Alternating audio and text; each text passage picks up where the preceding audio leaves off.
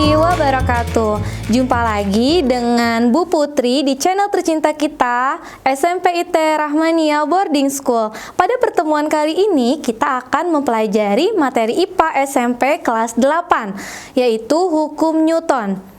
Sudah siap? Sudah. Oke, kita mulai dulu ya. Persiapkan dirimu. Yang pertama yaitu pastinya berdoa. Berdoa di dalam hati, kita minta kemudahan dari Allah atas ilmu yang akan kita pelajari. Nah, bismillahirrahmanirrahim. Tentu saja persiapkan yang kedua adalah kita harus mempersiapkan alat tempurmu, yaitu dengan cara mempersiapkan buku tulis, alat tulis, dan pastinya snack-snack ya, biar kalian nggak boring ketika belajar. Dan yang paling penting adalah ini ada hadis dari, bukan hadis ya, ucapan dari Ali bin Abu Thalib, yaitu ikatlah ilmu dengan menulisnya. Jadi kalau mau hafal, mau paham, kalian jangan malas ya untuk menulisnya. Dan yang paling terakhir, stay at home, dan walaupun di rumah saja, kalian harus tetap keren, sehat, dan selalu bersemangat. Oke, kita mulai ya. Kompetisi dasar yang akan dipelajari kali ini adalah kita akan menganalisis gerak lurus, pengaruh gaya terhadap gerak berdasarkan hukum Newton, dan penerapannya pada gerak benda dan gerak makhluk hidup. Tapi pada pertemuan kali ini kita hanya mempelajari hukum Newton saja. Nggak apa-apa ya? Sudah siap? Mari kita mulai. Nah, ada sebuah eksperimen nih. Pernahkah kamu melihat orang mendorong mobil yang mogok? Atau kalian pernah mengalaminya? Kira-kira kalau ada orang yang mendorong mobil yang lagi mogok, apakah yang menyebabkan mobil itu bergerak? Apa ya? Kok bisa ya bergerak? Kita akan mulai mempelajarinya.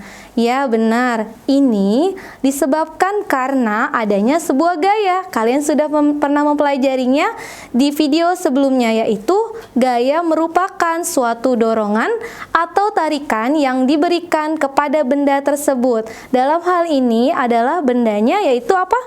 Mobil. Pinter. Sampai sini paham? Paham insya Allah ya. Kita lanjut. Lalu apa ya hubungannya antara gaya dengan materi pembelajaran kita kali ini? Apakah tujuan pembelajaran kita kali ini? Kita bahas satu persatu ya.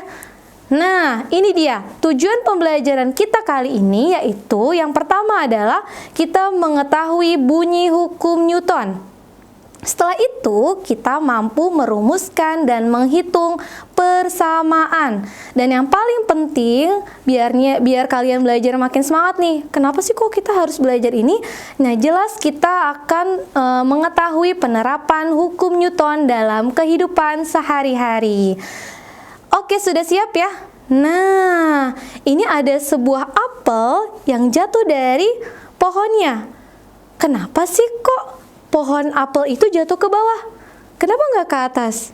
Nah, ini ada eksperimen dari sebuah penemu, yaitu Isaac Newton, yaitu apa? Ada sebuah gaya yang menyebabkan benda jatuh ke bawah, yang biasanya kita kenal adalah gaya gravitasi. Ini hanya ada di bumi ya. Kalau kalian jalan-jalan ke bulan, itu nggak ada gaya gravitasi, karena gaya gravitasinya sama dengan 0, atau dia tidak memiliki gaya gravitasi. Dan makanya kalau apapun kejadian yang ada di bulan, itu akan terbang ya. Tapi kalau di bumi, apapun yang jatuh ke tanah, itu akan jatuh ke bawah karena ada gaya gravitasi. Lalu ini dia ya pengertiannya, yaitu Isaac Newton yang tadi sudah menemukan sebuah hukum pada tahun 1986, yaitu beliau itu adalah ilmuwan fisika dan matematika, menjelaskan dinamika gerak dari peristiwa jatuhnya sebuah apel dari pohon. Nah, untuk itu ada kaitannya dengan pembelajaran kita kali ini. Mari kita mulai belajar. Nah, ini dia. Ini pertama, hukum 1 Newton, atau kalian bisa sebut dengan kelembaman benda. Ada 2 poin penting yang harus kalian pahami. Yang pertama adalah benda yang diam cenderung akan tetap diam. Ini ada gambarnya ya. Ada sebuah, apa ini? Ada sebuah kardus sebesar T-nya sama dengan 0 dan kecepatannya juga sama dengan 0 meter per second. Dan pada benda yang kedua, T-nya sama dengan 1, kecepatannya juga sama dengan 0 karena dia bendanya diam. Ada lain halnya dengan benda yang bergerak dengan kecepatan konstan. Dia akan cenderung tetap berada pada kecepatan konstan. Karena dia bergerak dengan kecepatan konstan, maka dia berada pada kecepatan konstan juga. Nih ada sebuah bola dengan kecepatan sebesar 10 meter per second, maka gerakan yang ketika dia mengalami kecepatan konstan, maka juga sama, kecepatannya juga 10 meter per second. Sampai sini paham? Paham ya? Kita lanjut. Nah, di contoh aplikasinya pada hukum 1 Newton ada 2 gambar, yaitu yang pertama adalah lemari diam. Yang kedua adalah si Disti menggerakkan lemarinya itu dengan besar 250 Newton, yaitu gaya dari Disti. Maka apa yang akan terjadi? Lemarinya akan bergerak. Nah, lemari yang akan tetap diam pada gambar yang pertama akan tetap diam sampai adanya gaya yang cukup untuk menggerakkan lemari tersebut. Maka kalau seandainya kalian punya lemari di dalam rumah, lemarinya isinya penuh, tapi kamu berat badannya atau berat masanya adalah hanya 45 kilo, sedangkan berat yang ada di dalam lemari itu sekitar 100 kilo. Apakah kalian bisa mendorongnya? Tidak, lemari akan tetap diam jika gaya yang cukup itu tidak cukup untuk menggerakkan lemari tersebut. Tapi kalau misalkan gayanya cukup, maka lemarinya akan bergerak. Contoh aplikasi lainnya adalah mobil yang bergerak dengan kecepatan konstan akan tetap berjalan dengan kecepatan konstan jika tidak ada gaya yang bekerja ke mobil tersebut. Contohnya ini ada sebuah mobil dengan kecepatan 60 km per jam. Jika gasnya juga 60 km per jam, remnya 0 km per jam, maka si mobil ini akan bergerak dengan konstan. Selanjutnya, ini adalah bunyi hukum 1 Newton, yaitu setiap benda tetap dalam keadaan diam atau bergerak dengan kelajuan konstan pada garis lurus kecuali ada resultan gaya yang bekerja pada benda tersebut. Nah, ini definisinya. Kalau dalam kalkulasi rumusnya, kita tulis dengan sigma F sama dengan 0. Jadi, artinya sigma adalah jumlah dari sebuah gaya. Jadi, kalau misalkan pada hukum 1 Newton, jumlah gaya itu selalu nilainya adalah 0. Artinya adalah benda itu tetap diam jika tidak bergerak. Sampai sini paham? Kita lanjut ke hukum Newton yang pertama. Lihat nih, masih hukum Newton yang pertama. Di hukum 1 Newton dinyatakan benda cenderung mempertahankan keadaannya selama tidak ada resultan gaya yang bekerja pada benda tersebut. Nih lihat nih, ada sebuah kardus sebesar gayanya adalah 500 Newton dalam keadaan diam. Nah, jika ada resultan gaya pada benda tersebut, kira-kira bagaimana ya? Apakah si kardus ini yang tadinya diam akan bergerak atau tetap diam? Kita lihat dari hukum kedua Newton ini, ada kaitannya loh. Dari hasil eksperimen Newton tadi nih menemukan bahwa benda tersebut akan mengalami perubahan percepatan. Kenapa? Nih lihat nih, karena adanya gaya yang bekerja pada benda yang tadinya diam. Digerakin, akhirnya dia yang tadinya percepatannya hanya 2 meter per second kuadrat, dia akan bergerak menjadi 4 meter per second kuadrat. Oke, lanjut. Ini contoh yang lainnya. Hukum 2 Newton ini nih, lihat nih, ada 2 gaya, yaitu F1 dan F2. Sebesar percepatan yang pertama adalah 8 meter per second kuadrat. Percepatan yang kedua adalah 10 meter per second kuadrat. Nah, ketika gaya yang bekerja searah dengan gaya gerak benda, nih lihat nih bentuk gambarnya. Gaya yang pertama dengan gaya yang kedua, dia bergerak ke arah kanan, maka benda itu akan dipercepat. Tapi lain halnya dengan benda yang berlawanan arah seperti gambar ini. Lihat, gaya yang pertama percepatannya adalah 8 meter per second kuadrat. Gaya yang kedua sebesar percepatannya adalah 10 meter per second kuadrat ke arah kanan, dan gaya yang ketiga ke arah kiri dengan percepatan 10 meter per second kuadrat. Dan ketika gaya ini berlawanan dengan arah gerak benda, maka benda tersebut akan diperlambat. Sampai sini paham ya apa itu yang dimaksud dengan dipercepat, apa yang diperlambat. Kalau dipercepat tadi apa? Bendanya searah. Kalau diperlambat, gaya gerak bendanya itu akan berlawanan. Selanjutnya, nah ini dia bunyi hukum 2 Newton. Newton menyatakan percepatan berbanding lurus dengan resultan gaya dan berbanding terbalik dengan massa bendanya. Nah, kalau dirumuskan tulisannya seperti ini nih, sigma F sama dengan M dikali A, di mana tadi sigma F itu adalah apa yo yang di hukum 1 Newton? Resultan gaya atau jumlah gaya-gaya yang bekerja pada benda tersebut dalam satuan Newton. Dan M itu adalah apa? Massa benda dalam satuan kilogram. A itu apa? Percepatan benda dalam satuan meter per second kuadrat. Sampai sini paham ya? Sudah 2 Newton nih, sudah 2 hukum Newton nih yang sudah kita pelajari. Selanjutnya, Newton juga menemukan nih pada hukum 2 Newton, katanya ada hubungan antara gaya dengan massa suatu benda.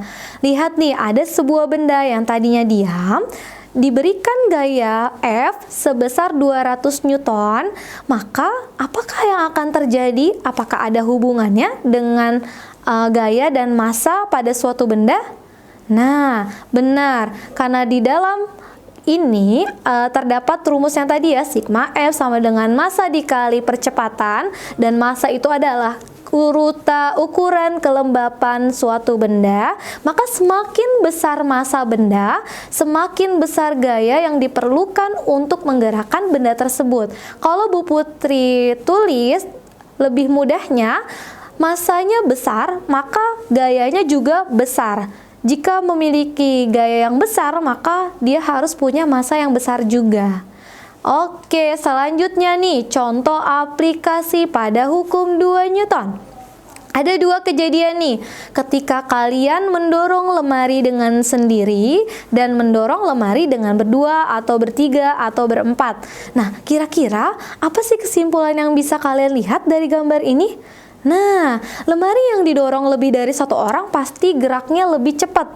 Kenapa? Nah, ini menjelaskan bahwa jika massa tetap maksudnya, maka percepatan bendanya sebanding dengan gaya yang bekerja pada benda tersebut.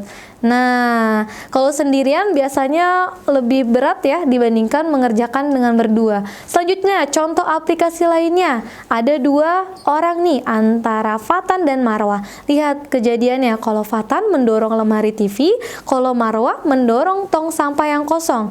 Nah, ketika Fatan dan Marwah mendorong benda tersebut, manakah yang percepatannya lebih besar? Coba dipikirkan, kira-kira yang cepat itu yang mana? Si Fatan mendorong lemari TV atau si Marwah mendorong tong sampah yang kosong? Sudah jelas ya, jawabannya adalah yang dilakukan oleh si Marwah, yaitu mendorong tong sampah yang kosong. Kenapa? Karena yang dilakukan oleh Marwah itu, yang didorong adalah tong sampah yang kosong, lebih kecil daripada lemari TV. Jadi percepatannya akan lebih besar. Nah, ini ada kata kuncinya lagi. Percepatan benda itu berbanding terbalik dengan massa. Sehingga semakin kecil massa benda, maka semakin besar pula percepatannya. Oke, sampai sini paham? Kita lanjut ya ke contoh aplikasi lainnya. Kalian pasti pernah nih yang tadi ya, mendorong mobil dan mendorong troli belanja yang kosong. Nah, kira-kira lebih mudah mana nih saat kita mendorong? Mendorong mobil atau mendorong troli? Pastinya mendorong troli dong, karena kita hanya memerlukan tenaga yang lebih kecil ketika kita mendorong troli. Jadi kesimpulannya adalah semakin besar gaya yang diberikan, maka semakin besar juga perubahan percepatan suatu benda. Nah, arah percepatannya itu selalu searah dengan arah resultan gayanya. Nah, Bu Putri tulis lagi di sini ya. Jika gayanya besar, maka percepatan yang diperlukan juga besar. Kita lanjut ya ke bunyi hukum 3 Newton. Nah, ini yang terakhir nih, jangan sampai bosan dulu ya. Kita lanjutin dulu nih. Newton menyatakan ketika suatu benda memberikan gaya pada benda lainnya, benda kedua akan memberikan gaya yang sama dan berlawanan arah pada arah benda pertama. Kalau kita lihat nih dari gambar ini, ada dua gaya. Gaya yang pertama adalah ke kanan, gaya yang kedua adalah ke kiri. Nah, apa yang akan terjadi? Dia selalu bermuncul secara berpasangan. Nah, kalau di dalam tulisan notasinya, rumusnya adalah F aksi atau gaya aksi sama dengan minus F reaksi. Jadi dia ada aksi dan reaksi, dia bertumbukan ya, dan selalu berpasangan. Kita lanjut nih, di contoh aplikasi pada hukum 3 Newton. Ada dua ya. Ada tiga deh, maaf. Yang pertama adalah pada pistol. Nah, ketika pistol, kalian pernah kan bermain-main waktu kecil, main-main pistol-pistolan dengan adik atau sampai sekarang masih main? Nah, ketika pistol itu ditembakkan dan peluru keluar dari pistol, nah, secara nggak langsung pistol itu pasti akan terhentakkan. Nah, itu adalah contoh dari hukum 3 Newton karena ada aksi dan reaksinya pistolnya terhentak. Nah, contoh yang kedua, kalian pasti pernah lah berdiri di atas lantai. Nah, ketika kalian berdiri di atas lantai, nah, kalian memberikan gaya ke lantai. Nah, yang lantai memberikan gaya kepada kita. Jadi kalau di dalam gambar seperti itu ya, gaya ke atas dan gaya ke bawah. Nah, ini termasuk dari contoh hukum 3 Newton. Selanjutnya, nah, kalian pernah dong melihat roket di dalam televisi ya? Kalau secara langsung mungkin belum ya, atau ada yang pernah naik roket? Pasti belum ya. Nah, bagaimana roket bisa bergerak? Nah, pada saat roket menjembur gas keluar, maka roket telah memberikan gaya aksinya pada gas untuk mendorong ke tanah dengan kekuatan mesin yang kuat. Maka, gas itu akan memberikan gaya reaksi hingga dapat mendorong roket ke atas dengan gaya yang sama dan menyebabkan roket tersebut bergerak. Nah, ini definisi cara kerjanya roket ya, karena ada aksi dan reaksi. Nah, kita mulai nih. Sekarang sudah belajar di hukum 1, 2, dan 3. Tadi hukum 1 adalah sigma F sama dengan 0. Hukum 2 tadi apa? Sigma F sama dengan M atau massa dikali percepatan, dan hukum 3 Newton adalah sigma F reaksi sama dengan F aksi sama dengan minus F reaksi. Dan ini ada contoh soalnya. Contoh soal yang pertama, kalian bisa baca pada gambar ilustrasi di bawah ini terdapat 3 gaya yang bekerja. Pada kotak ini dalam keadaan diam pada tempatnya. Berapa besar F3-nya atau gaya yang bekerja pada benda yang ketiga? Nah, lihat nih, ada kotak diberikan gaya sebesar 6 Newton ke arah kanan dan gaya 2 sebesar 19 Newton ke arah kanan juga. Dan berapa besar F3-nya? Kira-kira kalau dalam soal ini kita menggunakan hukum 1 Newton, 2 Newton, atau 3 Newton? Nah, kita lihat nih pembahasan soal yang pertama. Nah, ini dia. Kotaknya kan dalam keadaan diam. Maka itu pastinya berlaku hukum 1 Newton. Benar, yaitu apa tadi? Sigma F sama dengan 0. Maka kita tulis apa saja yang gaya-gaya yang bekerja. Kalian harus memahaminya dan kita membuat kesepakatan bahwa arah yang ke kanan maka nilainya adalah positif. Kalau arah yang ke arah kiri gayanya bernilai negatif. Nah, kita masukin nih satu-satu dari rumus sigma F sama dengan 0. Tadi sigma F itu apa? Ayo, jumlah gaya yang bekerja pada benda tersebut. Kita tulis semuanya. Yang ke kanan dulu yang kita tulis, F1 plus F2 minus F3, karena gaya yang F3 ke kiri. Pintar. Maka F3 sama dengan F1 ditambah F2 sama dengan 25 Newton. Sampai sini paham? Insya Allah. Selanjutnya kita ke contoh soal 2. Pada sebuah kotak dengan massa 120 kg terdapat dua buah gaya yang saling tegak lurus dengan nilai masing-masingnya adalah 60 Newton. Apakah percepatan yang dialami kotak tersebut? Nah, ini sudah mulai rumit ya. Kalau tadi cuma sigma F sama dengan 0, ada gaya dan ada massa. Maka yang ditanya percepatan yang digunakan hukum 1 Newton, 2 Newton, atau 3 Newton? Pinter, kita bahas soal yang nomor 2, yaitu hukum 2 Newton. Nah, untuk menghitung percepatannya, maka kita harus menentukan resultan gaya yang bekerja pada si kotak ini dulu ya. Dengan cara apa?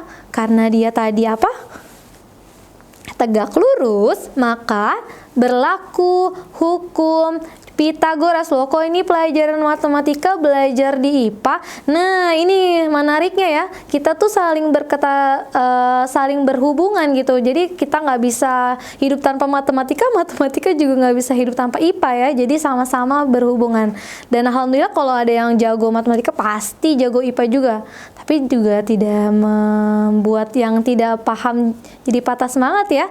Jadi harus tetap semangat. Nah, ini dia nih di hukum Pitagoras. Jadi sigma F sama dengan akar dari F1 kuadrat ditambah F2 kuadrat. Tadi kan sudah tahu ya, F1 itu dan F2 sama dengan 60 Newton. Maka kita masukkan nih, sigma F sama dengan akar 60 kuadrat ditambah 60 kuadrat. Maka besarnya sigma F sama dengan 60 akar 2 Newton. Kita simpen nih sigma F-nya. Nah, yang ditanya adalah berapa percepatannya. Maka kita gunakan hukum 2 Newton ya, yaitu sigma F sama dengan M dikali A. Maka A sama dengan sigma F dibagi masanya, atau jumlah dari gaya dibagi masanya. Sudah dapat tuh tadi sigma F-nya berapa? 60 akar 2 Newton dibagi 120 kg. Nah, berarti sudah jelas ya. Percepatannya sama dengan 0,5 akar 2 meter per second kuadrat, atau setengah akar 2 meter per second kuadrat. Sampai sini paham? Kalau belum paham, kita lanjut ke contoh soal ketiga. Nih ada sebuah kotak A dan kotak B, atau benda A dan benda B. Bagaimana nih jika terdapat dua benda dengan gaya dan massa yang berbeda? Berapakah besar percepatan yang dialami oleh kedua benda tersebut? Jika berarti gaya yang A tidak sama dengan gaya yang ke B. Diketahui nih, dua benda itu bergerak searah dengan gaya dan massanya ke arah kanan. Benda A memiliki gaya sebesar 16 Newton dan benda B sebesar 4 Newton. Massa kedua benda tersebut secara berurutan adalah 3 kg dan 2 kg. Nah, kalau dari soal seperti ini, kalian harus menganalisis satu-satu dulu nih. Kita tulis, diketahui apa saja nih. FA-nya sama dengan 16 Newton, FB-nya sama dengan 4 Newton, dan MA-nya 3 kg, MB-nya sama dengan 2 kg. Maka percepatannya berapa? Kita bahas lagi ya. Tadi nih diketahui nih sudah jelas ya, F1 sama dengan 16 Newton, FB 4 Newton, MA-nya 3 kg, MB-nya sama dengan 2 kilogram. Maka kita yang pertama kali harus menghitung berapa resultan gaya yang bekerja pada kedua benda tersebut. Maka kita tulis nih, sigma F sama dengan gaya yang bekerja pada A, benda A, atau kita tulis FA ditambah FB sama dengan 20 Newton. Nah, ketika sudah dapat berapa jumlah gaya yang bekerja, maka kita juga memerlukan berapa jumlah jumlah massa totalnya dari penjumlahan massa A dan massa B. Massa totalnya berarti 3 kilo ditambah 2 kilo sama dengan 5 kilo. Nah, ketika itu kita pasti sudah bisa mengetahui berapa besar percepatannya karena kita sudah dapat sigma F dan M totalnya. Jadi kita gunakan hukum 2 Newton lagi ya. Dengan apa rumusnya? Sigma F sama dengan massa dikali percepatan. Maka percepatannya sama dengan 20 dibagi 5 sama dengan 4 meter per second kuadrat. Paham? Mudah bukan? Gampang kok. Nah, ini adalah contoh soal yang terakhir. Sudah selesai. Bagaimana anak-anak? Mudah bukan? Jika ada pertanyaan, silahkan ditanya ya. Di kolom komentar bisa, lewat wali kelasnya bisa. Dan mudah-mudahan kalian dalam keadaan sehat walafiat di dalam rumah saja ya. Sampai jumpa. Jika ada kesulitan, maka diulang-ulang lagi nih tonton videonya. Kurang lebihnya mohon maaf. Wassalamualaikum warahmatullahi wabarakatuh.